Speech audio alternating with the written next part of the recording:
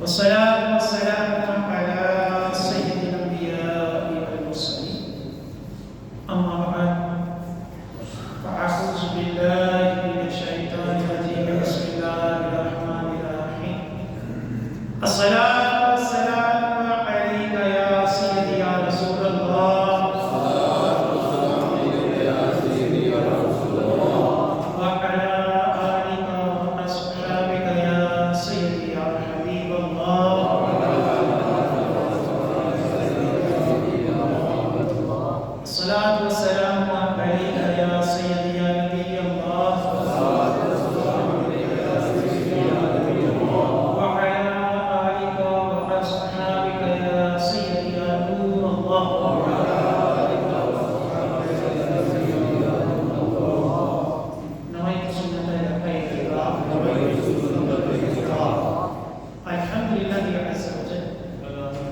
ہم نماز جمعہ کے لیے حاضر ہوئے ہیں.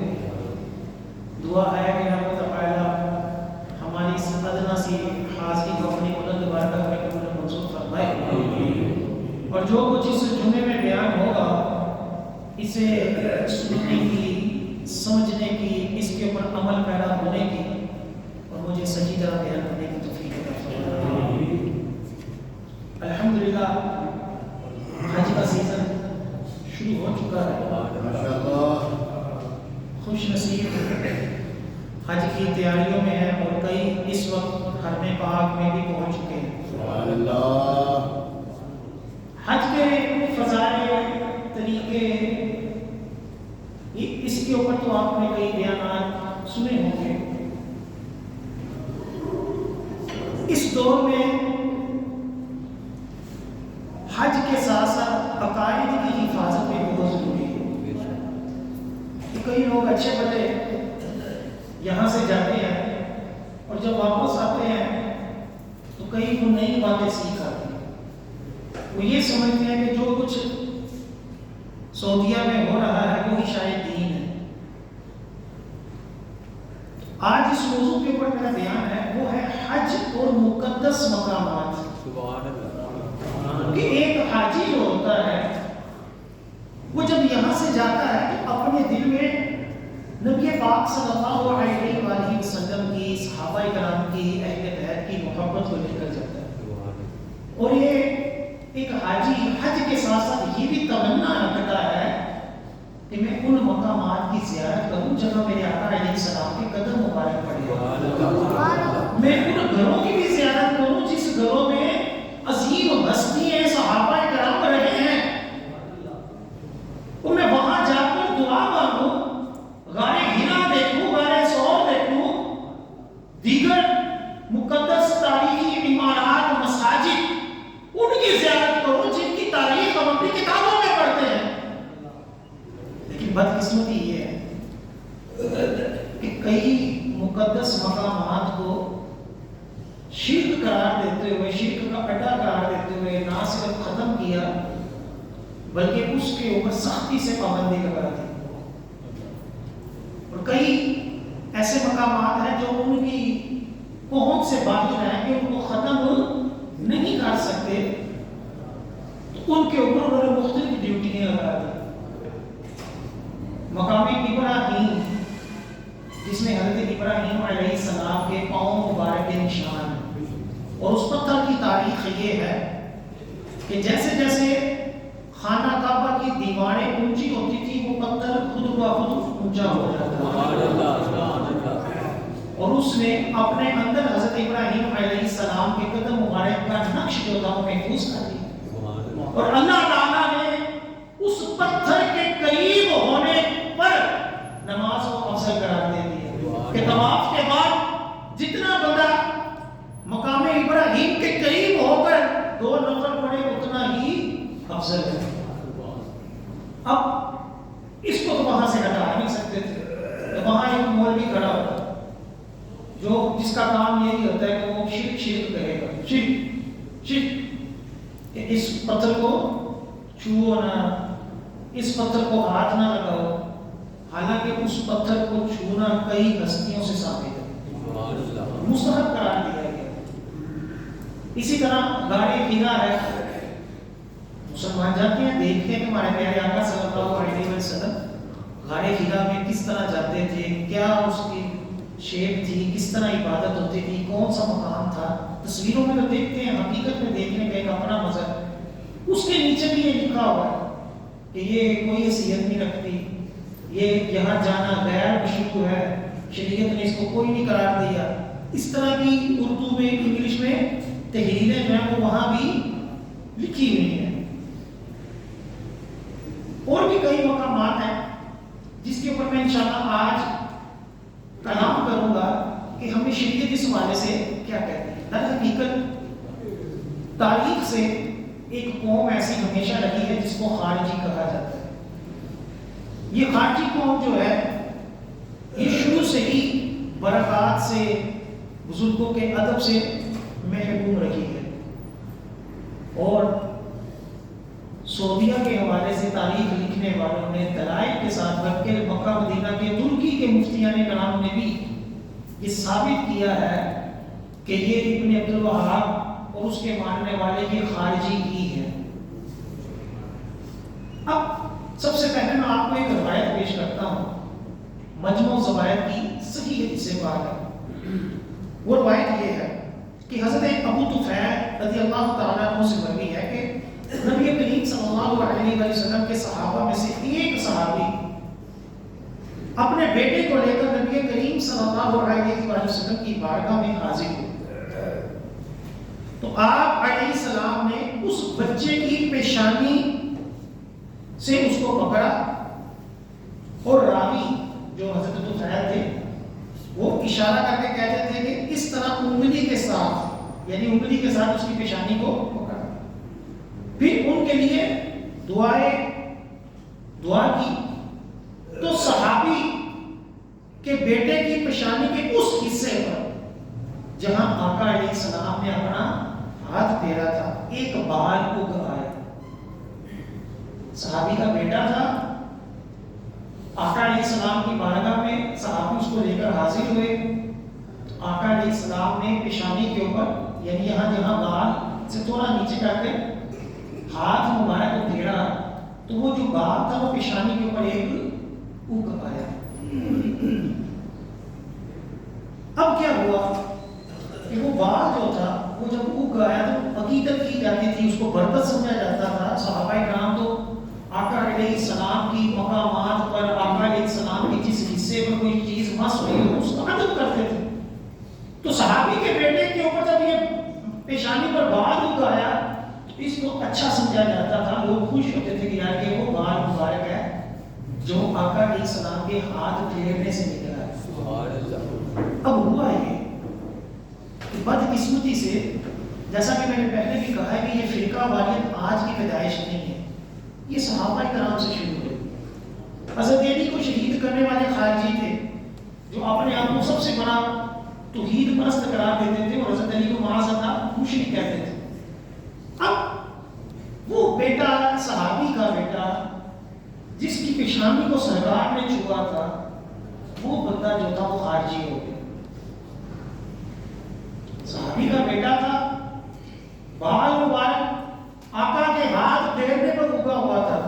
مجموع زوائد کی یہ روایت ہے، حضرت ابو طفیل رضی اللہ تعالیٰ عنہ روایت کر رہی ہے کہ وہ جو بال تھا جو اگا ہوا تھا، جیسے ہی وہ بندہ خارجی ہوا اللہ تعالیٰ نے وہ بال غائب کر دیا.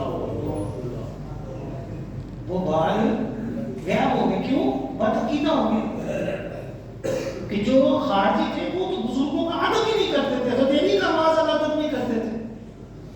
آقا علیہ السلام اور اسی طرح اگر آپ تاریخ اٹھا کر دیکھ لیں تو جب سعودی حکومت بنی تو اس سے پہلے بھی اہل بیت کے کئی صحابہ کے مزارات کو بے دردی سے شہید کیا گیا. یہ جنت البقیع میں، جنت المعلا میں کئی بزرگ ہستیوں، صحابہ، صحابیات، ازواج مطہرات کے مزار تھے. ان سب کو ان کے اندر اس اعتبار سے بے دینی، بے دردی، درندگی سب کچھ ہے. اب وہ بات جب ختم ہوا تو ان کے والد جو کہ صحابی تھے انہوں نے اس کو پکڑ کر قید کر دیا تاکہ وہ خارجیوں میں مزید آگے نہ جائے، کیونکہ خارجی تو اس کو لڑواتے تھے، قتل کروا دیتے تھے آگے جا کے۔ اب حضرت ابو طفیل جو اس روایت کو نقل کرنے والے ہیں وہ کہتے ہیں کہ میں بھی اس شخص کے پاس گیا، صحابی کے بیٹے۔ اب صحابی دیکھیں، اس صحابی نے ہماری طرح یہ نہیں کہا کہ یار جگہ جتنے لگا ہے یعنی کسی نے برا نہ کرو۔ بیٹا خارجی ہوا، گمراہ ہوا، صحابی نے کیا کیا؟ اس کو اس کے حال کے اوپر نہیں چھوڑا کہ چلو یار جو کرتے اس کو قید کر دیا کر تاکہ کہیں میرا بیٹا مزید گمراہ نہ ہو جائے۔ اب حضرت ابو طفیل رضی اللہ تعالیٰ عنہ جو تھے وہ اس کے بیٹے سے ملنے گئے اور اسے کہا اللہ عز و جل سے ڈر، کیا تو نہیں دیکھتا کہ خارجی ہونے کی وجہ سے وہ نبی کریم صلی اللہ علیہ وسلم کی برکت تیری پیشانی سے ختم ہو گئی ہے؟ یعنی سمجھایا اس کو کہ خدا کا خوف کر، بد عقیدہ ہونے کی وجہ سے آقا علیہ السلام کی برکت تیری پیشانی سے غائب ہو گئی ہے۔ صحابی کہتے ہیں کہ میں ان کو سمجھاتا رہا یہاں تک کہ وہ خارجیوں کے عقائد چھوڑ کر خارجیوں سے نفرت کرنے لگا۔ صحابی نے کیا کیا؟ اس کی اصلاح۔ آج ہم اگر کسی کو کہتے ہیں کہ یار فلاں فرقے میں نہ جاؤ یار بد عقیدہ ہیں، گستاخ صحابہ ہیں، گستاخ ولی ہے، تو ہمیں کہتے ہیں مولوی صاحب شدت پسندی نہ پھیلاؤ۔ اب صحابی ہیں تو کیا فریضہ سر انجام دیا؟ جا کر اس کی اصلاح کی، اس کو خارجیوں سے بدزن کیا، اور کیا سب سے بڑی دلیل دی؟ قرآن و حدیث سے دلائل نہیں دی ہے زیادہ، بلکہ کیا کہا کہ تو صرف یہ دیکھ لے کہ تیری پیشانی پر جو آقا علیہ السلام کے ہاتھ مبارک سے باہر نکلا ہوا تھا وہ ختم ہو گیا، تیرے لیے اتنے کافی ہے، تو برکت سے محروم ہو گیا۔ اب روایت میں آتا ہے کہ جب اس کو یہ بات سمجھ آئی، کافی اس کو سمجھایا گیا، جیسے ہی اس نے توبہ کی، خارجے سے بیزار ہوا، توبہ کی، تو فوراً اس کا بال دوبارہ اٹھ گیا۔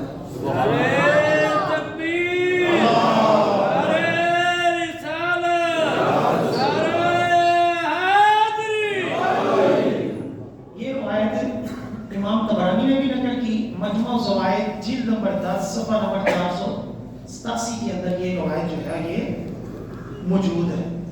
اس حدیث پاک کو بیان کرنے کا مقصد یہ ہے کہ صحابہ کرام جو تھے وہ بھی برکت والی اشیاء کی عزت و تکریم کرتے تھے، مقدس مقامات کا ادب و احترام کرتے تھے، اور یہ بھی پتہ چلا کہ جو بد عقیدہ ہو، جو سنی نہ ہو، وہ برکت سے ہمیشہ محروم رہے گا۔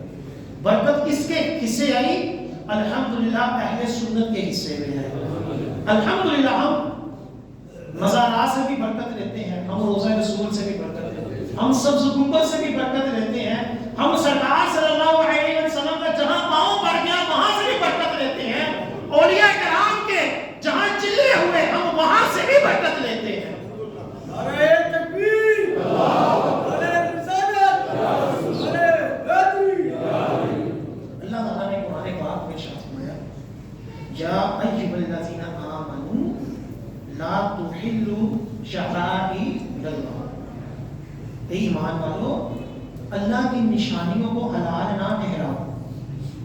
اللہ کی شعائر اللہ کسے کہتے ہیں؟ اللہ کی نشانیاں۔ اللہ قرآن پاک میں فرماتا ہے کہ شعائر اللہ کو حلال نہ ٹھہراؤ، ان کی بے ادبی نہ کرو، ان کی مذمت نہ کرو، ان کو حرام قرار نہ دو۔ اب شعائر اللہ کیا ہے؟ اللہ تعالیٰ قرآن پاک میں ایک اور مقام پر فرماتے ہیں ان الصفا والمروہ من شعائر اللہ، صفا اور مروہ کیا ہے؟ اللہ کی نشانیوں میں سے۔ اب سوال یہ پیدا ہوتا ہے کہ صفا اور مروہ جس کو اللہ نے اپنی نشانیاں قرار دیا اور دوسرے مقام پر فرمایا کہ اللہ کی نشانیوں کو حلال نہ ٹھہرا لو، یہ صفا اور مروہ اللہ کی نشانی کیسے ہے؟ کیوں ہے؟ وجہ کیا ہے؟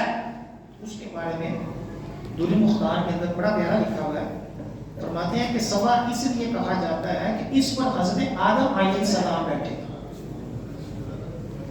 صفا پہاڑ کے اوپر کیا ہوا؟ حضرت آدم علیہ السلام بیٹھے اور مروہ اس کے اوپر جو ہے وہ حضرت اما حوا رضی اللہ تعالی عنہا تشریف فرما ہوئی. اس لیے مروہ لفظ جو ہے یہ مؤنث ہے اور صفا لفظ کیا ہے؟ یہ مذکر ہے. اب صفا کی نسبت ہو گئی حضرت آدم علیہ السلام کے اوپر کہ حضرت آدم علیہ السلام وہاں بیٹھے اور مروہ کے اوپر کون بیٹھی؟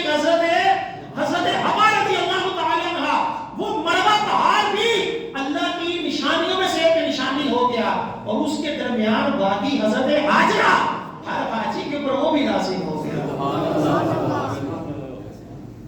عرفات جو میدان ہے نا، میدان عرفات، اس کے بارے میں بھی لفظ عرفات کے اوپر علماء نے لکھا ہے کہ یہ عرفات کا لفظ کہاں سے آیا، اس کا معنی کیا ہے. ایک قول کے مطابق جب حضرت آدم اور حضرت حوا رضی اللہ تعالی عنہا کو، حضرت آدم علیہ السلام کو جنت سے زمین پہ اتارا تو ایک کو الگ الگ مقامات پر اتارا. ایک کو ہند میں، ایک کو سری لنکا میں، ان مقامات پر اتارا. یہ دونوں ہستیاں ایک دوسرے کی تلاش میں پھرتی رہی، ایک دوسرے کی تلاش میں زمین پہ پھرتی رہی. میدان عرفات میں انہوں نے آپس میں ملاقات کی اور ایک دوسرے کو پہچانا. عرفہ کا مطلب کیا ہوتا ہے؟ پہچاننا. ایسا کہتے ہیں یار تیری میں معرفت نہیں، معرفت نہیں، اے عارف نہیں. عارف معرفت کا کیا معنی ہوتا ہے؟ پہچاننا. تو اس مقام پر جب دو ہستیاں آپس میں ملی اس کو میدان عرفات کہنا شروع. اگر ہم حج کی ساری تاریخ دیکھیں تو حج اللہ کے پیاروں کی یاد کا ہی نام ہے. اللہ کے پیاروں کا نام. عرفات بھی دیکھ لیں، مزدلفہ بھی دیکھ لیں، مینا بھی دیکھ لیں، شیطان کو کنکریاں مارنا بھی دیکھ لیں. ہر ایک کی اپنی اپنی ایک تاریخ ہے، لیکن وہ ہمارا موضوع نہیں. کہنے کا مقصد یہ ہے کہ اللہ تعالی صفا اور مروہ کو اپنی نشانی قرار دیتا ہے. اس وجہ سے کہ اس مقام پر اللہ کا نبی اور اللہ کی نیک بندی حضرت ہاجرہ تشریف فرما ہوئی. اس لیے اس کو کیا کہا قرآن میں؟ شعائر اللہ کی نشانی. اسی طرح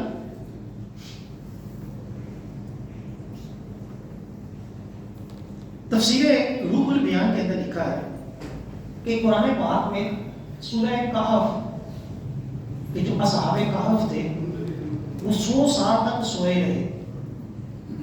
اب 100 سال کے بعد جب وہ جاگے تو کسی نے کہا کہ جاؤ کھانا لے کر آؤ. کسی ایک کو بھیجا، سونے کے سکے دے کر بھیجا. اب جب وہ بازار میں گیا تو بازار کا نقشہ بدلا ہوا. تو اس کو تو نہیں پتا تھا کہ میں 100 سال بعد اٹھا ہوں. مختصر کرتا ہوں، میں کافی کلام طویل ہے. تو وہ جب بازار میں گیا تو وہ بازار والے بڑے حیران ہو کہ تیرے پاس یہ سکہ کہاں سے آیا؟ یہ تو 100 سال پرانا ہے.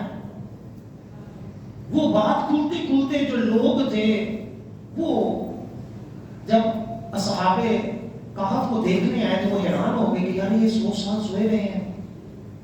تو وہ بعد میں وہ اصحاب جو تھے وہ دوبارہ انہوں نے اللہ تعالیٰ سے دعا کی، دوبارہ وہ دنیا سے پردہ کر گئے. اب تفسیر روح البیان کے اندر لکھا ہوا ہے کہ ان لوگوں نے اصحاب کہف کے مزار کے قریب مسجد بنانے کا کہا. قرآن پاک میں بھی اس کا اشارہ ہے کہ ایک گروہ نے کہا ہم ان ہستیوں کے قریب مسجد بنائیں گے.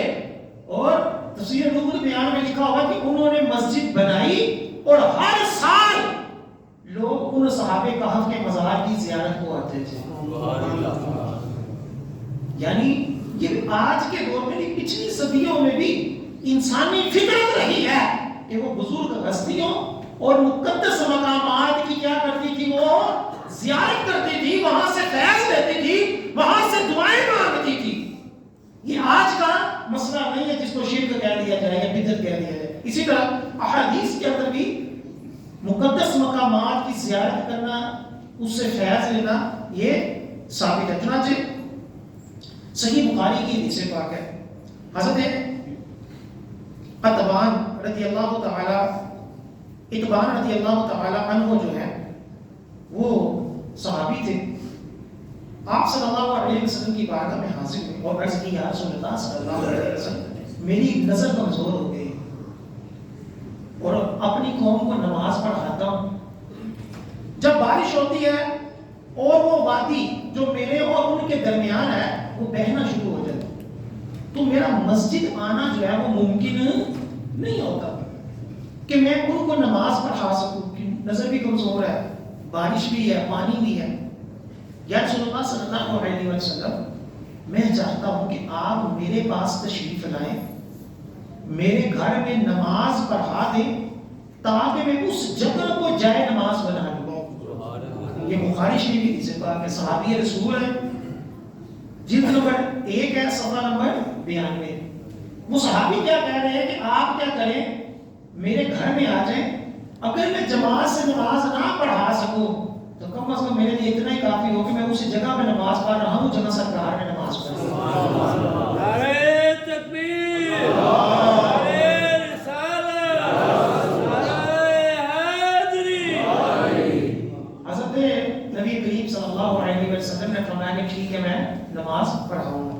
جب دن بلند ہوا تو رسول اللہ صلی اللہ علیہ وسلم اور حضرت ابوبکر صدیق تشریف لائے. رسول اللہ صلی اللہ علیہ وسلم نے اجازت چاہی.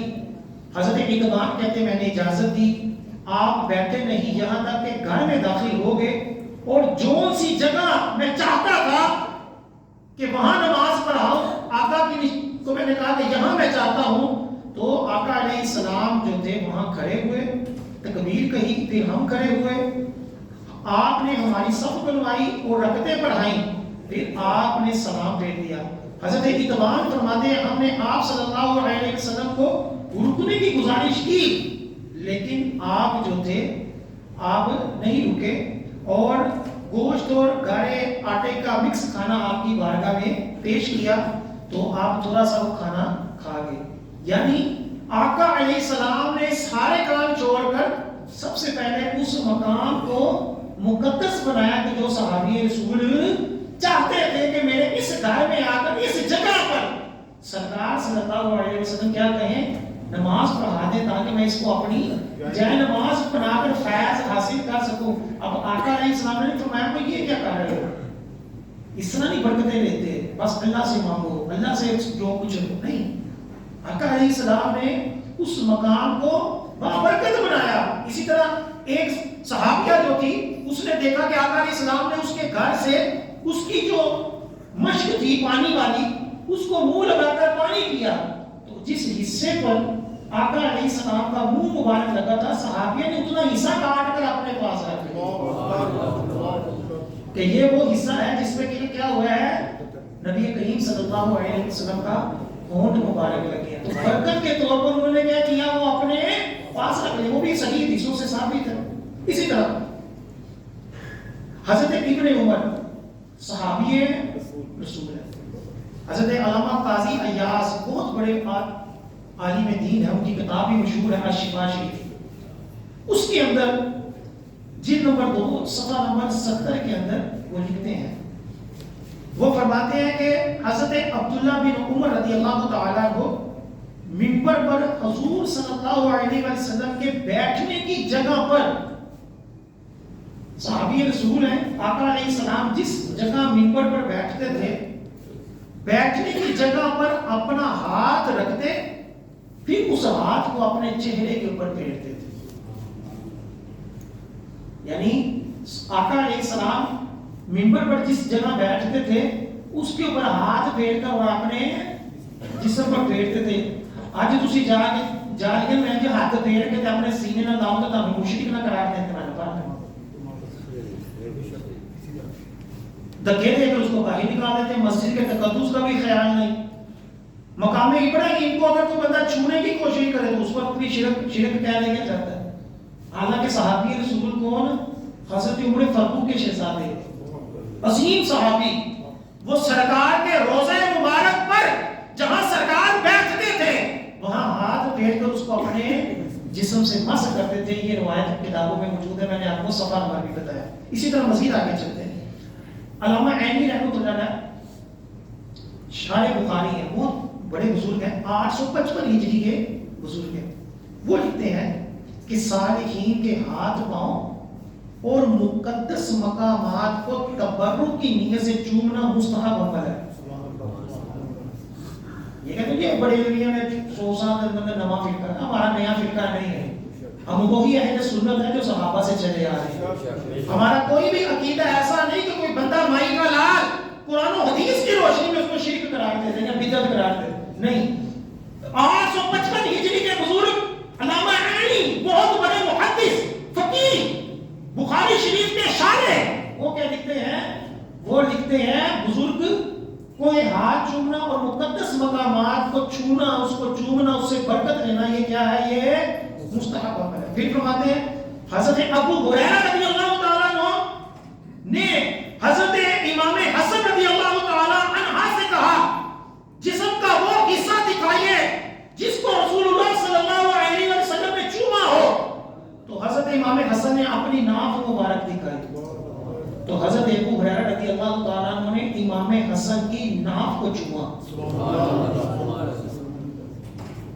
امام، اتنے بڑے امام، وہ نقل کرتے ہیں کہ وہ اس سے برکت کے طور پر چوما کہ میرے نبی کا ہاتھ جو ہے وہ اس ناف کے اوپر لگا ہے، اور ناف جو ہوتی ہے اس کا چبانا فرض نہیں ہے، ناف کے نچلا حصے سے ستر شروع ہوتا ہے۔ تو حضرت امام حسن نے ناف مبارک اپنی دکھائی، صحابی رسول حضرت امام حسن بھی، اور چومنے والے کون؟ وہ بھی صحابی رسول، انہوں نے حضرت امام حسن کی ناف کو چوما۔ کس طور پر چوما؟ برکت کے طور پر چوما کہ یہ وہ ناف ہے جہاں میرے سرکار صلی اللہ علیہ وسلم کا ہاتھ لگا۔ یہ امام عینی نے جو اپنا مدعا پیش کیا کہ مقدس مقامات، بزرگوں کے ہاتھ چومنا یہ مستحب عمل ہے، اس کے اوپر دلیل دی۔ کس کی دلیل دی؟ صحابی رسول کے عمل کو دلیل بنایا۔ اسی طرح فرماتے ہیں کہ ثابت بنانی حضرت انس رضی اللہ تعالی عنہ صحابی رسول کے ہاتھ چومے بغیر ان کو چھوڑتے نہیں تھے۔ آج سعودیہ کے مفتی فتویٰ دیتے ہیں کسی کے بھی ہاتھ چومو تو شرک ہوتا ہے، حالانکہ ہاتھ چومنا بلکہ قدم چومنا سرکار صلی اللہ علیہ وسلم کا ثابت ہے کہ صحابہ کا قدم بھی چومے گئے، صحابہ کرام نے سرکار صلی اللہ علیہ وسلم کے بھی قدم چومے، ہاتھ چومے، اور صحابہ کے آنے والے لوگوں نے ہاتھ چومے۔ ایسا نہیں جب پکڑے جاتے تھے کہ سرکار کی گالی چھٹو، سرکار تو نہ ہوگا تو کسی بزرگ کے ہاتھ چومے، تو حضرت صحابہ کئی، حضرت عمر فاروق سمیت کئی ہستیوں کے بال والے ہاتھ چومتے تھے۔ اور یہاں کیا لکھا جا رہا ہے کہ حضرت ثابت بنانی تابعی بزرگ ہیں، وہ کن کے ہاتھ چومتے تھے؟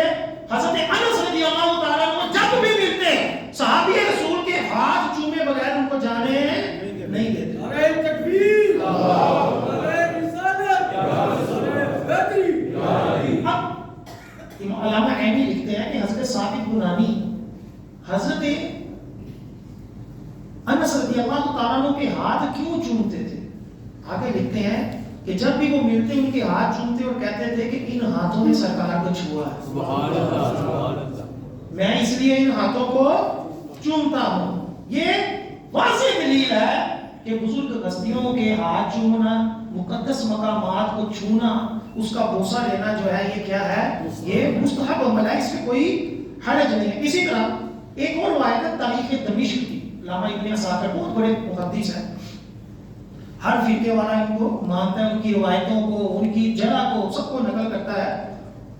571 ہجری کے بزرگ ہیں، وہ فرماتے ہیں حضرت علی رضی اللہ تعالی عنہ سے مروی ہے، رسول اللہ صلی اللہ علیہ وسلم نے فرمایا دمشق میں ایک پہاڑ جسے کاسیون کہا جاتا ہے، اس میں حضرت آدم علیہ السلام کے بیٹے قابیل نے اپنے بھائی حابیل کو قتل کیا۔ اس کے نیچے مغرب میں حضرت ابراہیم علیہ السلام پیدا ہوئے۔ جو کوئی اس جگہ پر آ کر غسل کرے، نماز پڑھے اور دعا کرے، اللہ تعالیٰ اس کی دعا کو رد نہیں فرمائے گا۔ کس مقام پر؟ جس مقام پر حضرت حابیل جو تھے وہ شہید ہوئے، اور اس کے ساتھ کیا ہے؟ حضرت ابراہیم کی پیدائش ہے۔ آقا علیہ السلام فرما رہے ہیں، اور روایت کون نقل کر رہے ہیں؟ حضرت علی رضی اللہ تعالیٰ، اور یہ روایت کسی عام کتاب میں نہیں، تاریخ دمشق کے اندر ہے۔ 2 صفحہ نمبر 328 کہ آقا علیہ السلام فرما رہے ہیں کہ اس مقام پر آ کر جو دعا مانگی جائے، نماز پڑھی جائے تو کبھی دعا رد نہیں ہوتی۔ آقا علیہ السلام نے اس جگہ کا اشارہ بھی کیا۔ اسی طرح تاریخ دمشق کے اندر یہ بھی لکھا ہے کہ حضرت کعب احبار نے فرمایا وہ حاجتیں پوری ہونے اور اللہ عز و جل سے نعمتیں ملنے کی جگہ ہے، اس جگہ مانگنے والا کبھی خالی لٹایا نہیں جاتا۔ کس مقام پر؟ جس کی آقا نے نشاندہی کی۔ حضرت کعب احبار جو ہے وہ مزید اس کی تصدیق کر رہے ہیں کہ جو آقا نے فرمایا ہے یہ تجربہ شدہ ہے، یہ بالکل ثابت ہے۔ اس مقام پر جا کر جب دعا مانگی جائے تو کبھی خالی ہاتھ بندہ نہیں لوٹتا۔ اسی طرح حضرت مقبول نے فرمایا کہ حضرت عمر بن عبد العزیز اتنے بڑی بزرگ ہستی، وہ اس مقام پر گئے جس کی سرکار نے کیا کی تھی؟ نشاندہی کی تھی کہ حضرت حابیل کے شہید ہونے والی جگہ پر جو دعا مانگی جائے وہ دعا کیا ہوتی ہے؟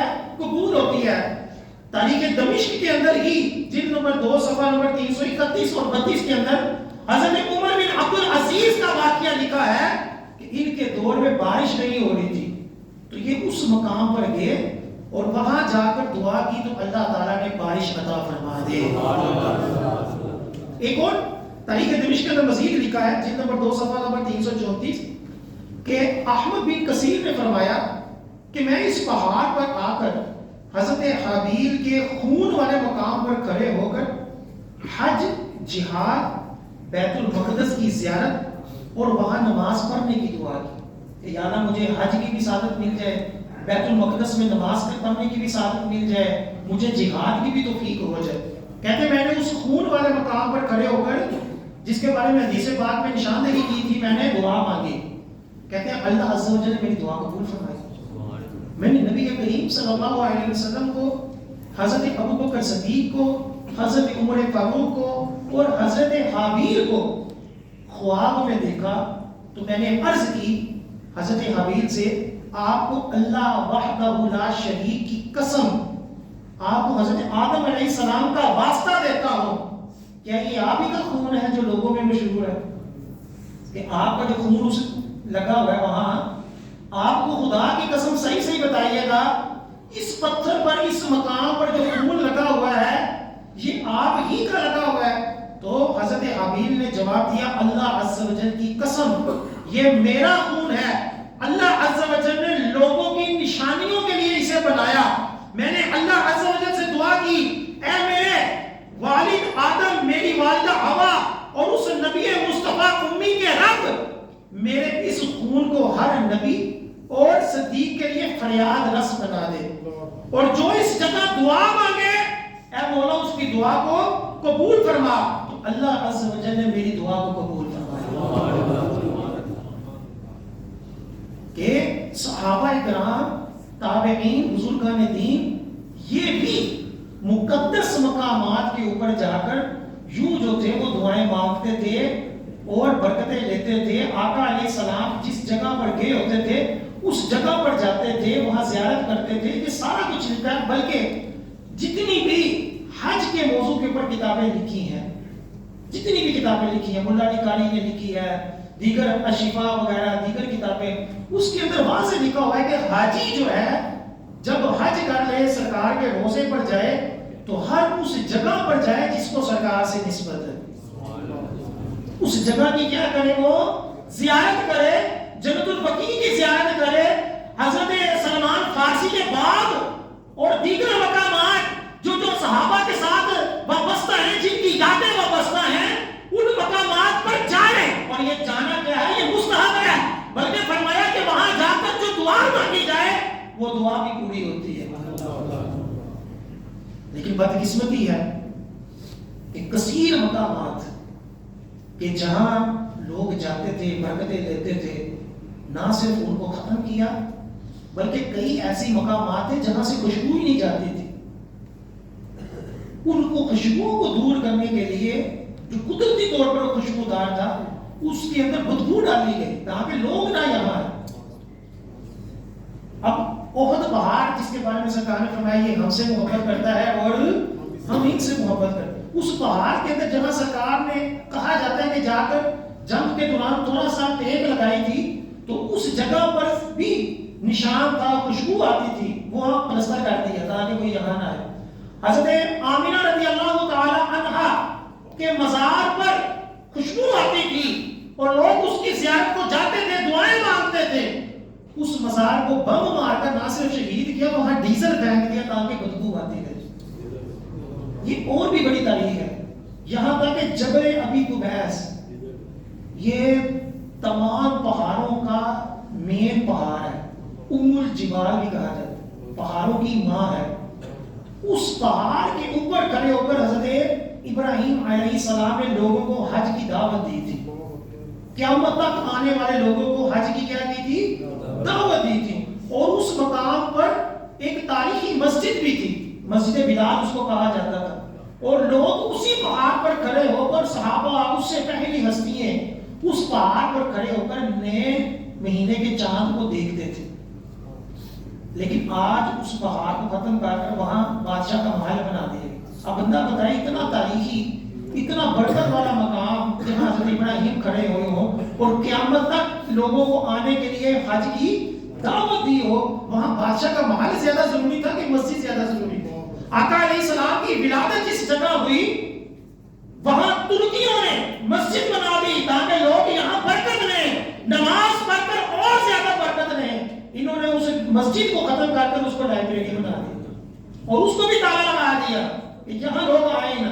یہ اس کے باوجود ہماری بیوقوف قوم، سمجھ لے بولی قوم ابھی بھی کہتے ہیں کہ نہیں دین ہو تو شروع ہے تو وہ غلط نہیں ہو سکتا۔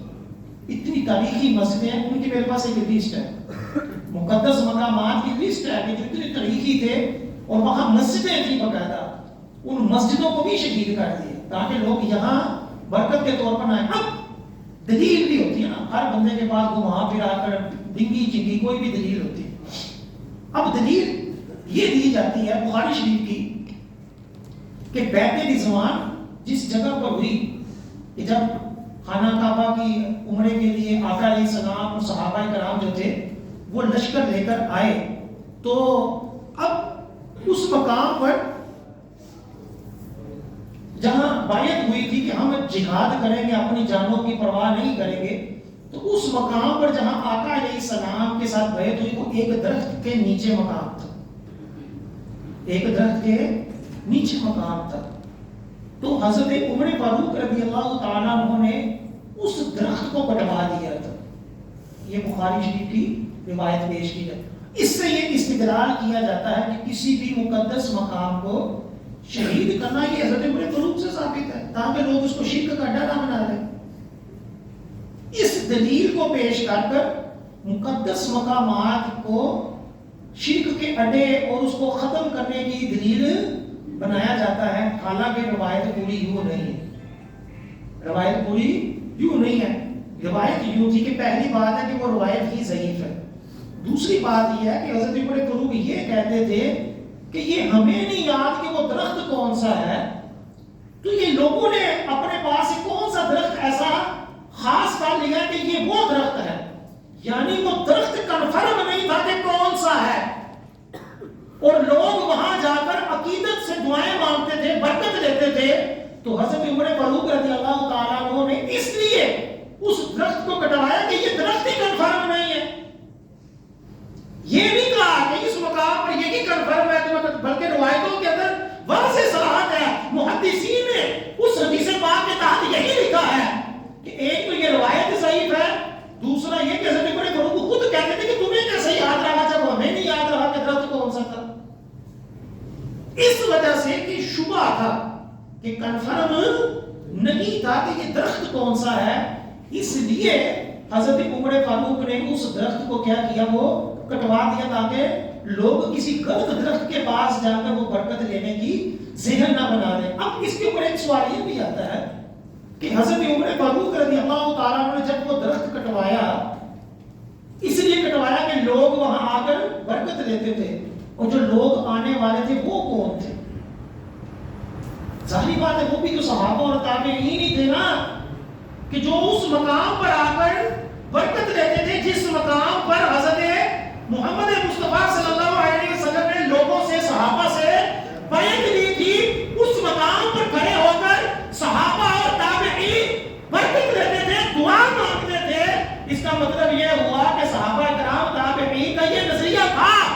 کہ مقدس مقام پر کھڑے ہو کر برکت لینا اور دعا مانگنا کیا ہے؟ یہ مستحب ہے، اچھی بات ہے، درست عمل ہے۔ اور ایک صحابی سے باقاعدہ کوہ طور کے اوپر سفر کر کر وہاں جا کر دعا مانگنا ثابت ہے، کتابوں میں موجود ہے۔ تو لہٰذا جو بیان کا خلاصہ یہ تھا کہ جب ہم حج پر جائیں یا عمرے پر جائیں، اللہ بار بار دیکھنا نصیب کرے، تو مقدس مقامات جتنے بھی ہوں ان کی عقیدت کے ساتھ زیارت کریں، اور اگر کوئی بندہ اس کو چھوتا ہے، اس سے برکت لیتا ہے، وہاں کھڑے ہو کر دعا مانگتا ہے کہ یہاں اللہ کے صحابہ، اللہ تعالیٰ کے انبیاء علیہ السلام، ان کے صحابہ کے قدم مبارک پڑے ہیں، نیک ہستیوں کے قدم پڑے ہیں، اور مولا ان کے صدقے میری دعا قبول فرما، تو یہ اچھی بات ہے۔ جیسے فرض نماز کے بعد جو ہوتی ہے وہ دعا قبول ہونے کا کیا ہوتا ہے؟ سبب ہوتا ہے کہ نیک عمل کے بعد۔ اسی طرح مقدس مقامات، اولیاء کرام کے مزارات، آقا علیہ السلام کے روزے کے اوپر دعا قبول ہونے کے بارے میں تو صراحت کی ہوئی ہے، اور صدیوں سے علماء کرام نے اس کی تاکید کی کہ آقا علیہ السلام کی بارگاہ میں جب جاؤ تو اسپیشل کہا کہ جا کر سوال کرو، اسألک شفاعت یا رسول اللہ، یا رسول اللہ میں آپ سے کیا مانگتا ہوں؟ شفاعت مانگتا ہوں، شفاعت کا سوال کرتا ہوں۔ پھر اس کے بعد لکھا ہوا کتابوں میں فتح القدیر کے اندر دوسری الشفاء اور ایک بھنڈاری قاری رحمہ کی کتاب، المناسک والی کتاب، سب کتابوں کے اندر لکھا ہوا ہے کہ پہلے سرکار کی بارگاہ میں کھڑے ہو کر سرکار کو اپنی شفاعت کے وسیلے کا عرض کریں، اور دوسرے نمبر پر پھر حضرت عمر فاروق اور حضرت ابوبکر صدیق ان دونوں کی بارگاہ میں آ کر سلام کریں اور ان کو وسیلہ بنائیں کہ میں آپ دونوں ہستیوں کو وسیلہ بناتا ہوں کہ سرکار صلی اللہ علیہ وسلم سے میری شفاعت کا سوال کریں۔ نعرہ تکبیر، نعرہ رسالت، نعرہ حیدری۔ اسی طرح خاک شفا مدینے کی مشہور تھی، صدیوں تک اس شفا سے لوگ برکت لیتے رہے، اور باقاعدہ بیماروں کے لیے وہ شفا جو تھی وہ لے کر آتے رہے۔ وہ ایک خاص جگہ تھی، جگہ کی خاک مشہور تھی، خاک شفا ہی اس کو مدینے کی کہا جاتا تھا۔ کتابوں کے اندر بھی لکھا ہوا تھا کہ اس کے اندر شفا ہے، اور آقا علیہ السلام کا اپنا فرمان تھا کہ ہماری جو مٹی ہے اس کے اندر بھی شفا ہے۔ مٹی کے اندر، مدینے کی مٹی کے اندر بھی آقا نے کیا فرمایا کہ اس کے اندر شفا ہے۔ اب خاک شفا جو تھی وہاں جو تھا وہ گندا پانی، گندا نالا بنا دیا تاکہ لوگ یہاں خاک شفا جو ہے وہ اٹھا کر نہ لے جا سکے۔ کہنے کا مقصد یہ ہے کہ اس دور میں ہمیں کئی طریقے سے مس گائیڈ کیا جاتا ہے۔ ہم کسی بھی جگہ پر جائیں تو لوگ ہمیں کہتے ہیں جی نہیں آج شرک ہو گیا، بدعت ہو گئی، ادھر نہیں جانا تھا، ادھر نہیں جانا۔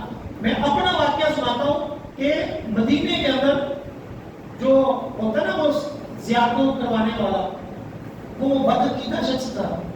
اب وہ گاڑی میں بیٹھا ہوا تھا، عجیب و غریب طریقے سے وہ بتاتا تھا جی یہ وہ دیکھو جی حضرت فاطمہ کا، یہ دیکھو جی جنت البقیع میں یہ مزار ہے، یہ وہ فاطمہ رضی اللہ تعالیٰ عنہ ہے جس کو سرکار نے کہا تھا کہ میں تیرے لیے کوئی کا فائدہ نہیں دوں گا، میرے پیچھے کوئی تمہیں کام نہیں آئے گا۔ اپنا عقیدہ بھی پیش کیے جا رہا ہے، ساتھ ساتھ بتائی بھی جا رہا ہے کہ جنت البقیع میں فلاں جگہ حضرت فاطمہ کا مزار، ساتھ ساتھ یہ بھی کہا جا اب ایک مقام صحیح دکھایا بھی نہیں، ایسے عوام سے دکھا کر لے آیا۔ راستے میں ایک مقام پہ کھڑا کہتا ہے کہ یہ وہ مقام ہے جہاں جو تھے وہ دو یہودی تھے، وہ سرکار کی بارگاہ میں بیٹھے ہوئے تھے تو رات ہو گئی، تو انہوں نے کہا کہ ہم نے جانا ہے۔ تو سرکار صلی اللہ علیہ وسلم نے ان کو جو ہے ایک چھڑی کے اوپر ہاتھ دے کر وہ چھڑی دی، تو وہ چھڑی جو تھی وہ روشن ہو گئی۔ یہ وہ مقام ہے کہ جہاں ایسا ہوا تھا۔ حالانکہ وہ جو جن کو اس نے یہودی کا وہ صحابی تھے، وہ صحابی تھے، اور مشکاہ شریف کے اندر معجزات کے اندر یہ روایت موجود ہے۔ اس نے پڑھ کر اس کو یہودی بنا دیا، صحابی کو۔ میں اس کے اوپر بولا خدا کا خوف کریں، وہ تو صحابی تھے، آپ اس کو یہودی کہہ دی۔ وہ گاڑی کے اندر جو اپنے ہی بیٹھے ہوئے پاکستانی وہی میرے خلاف ہو، اور نہیں آج پچھلی ٹوکی کا ہوتا ہے تو آپ آگے بیان کا الگ کر لیں اندر اے حق ہے۔ ہم حق سننا صحابی کی ناموس کا مسئلہ ہے، کوئی پرواہی کوئی اندھی عقیدت ہے نہیں ہے، غلط نہیں ہو سکتے بھائی، غلط جو بھی ہے چاہے کوئی بھی ہو، میں بھی ہوں کوئی بھی ہو، غلط سارے ہو سکتے ہیں، نہیں ہو سکتا تو اللہ اس کے رسول کا فرمان نہیں۔ تو جو قرآن و حدیث میں ہے، جو صدیوں سے ہے، وہی حق ہے۔ افراد کے اوپر نہیں مطابق ہوں گے. اللہ تعالیٰ ہمیں عقیدت رکھنے کی توفیق عطا فرمائے, بزرگوں کے ساتھ مقدس مقامات کے ساتھ عقیدت رکھنے کی توفیق عطا فرمائے. ہم حج کریں تو بابرکت طریقے سے کریں اور عقیدوں کی اصلاح کر کر واپس آئیں. آمین ثم آمین. ابھی اذان ہو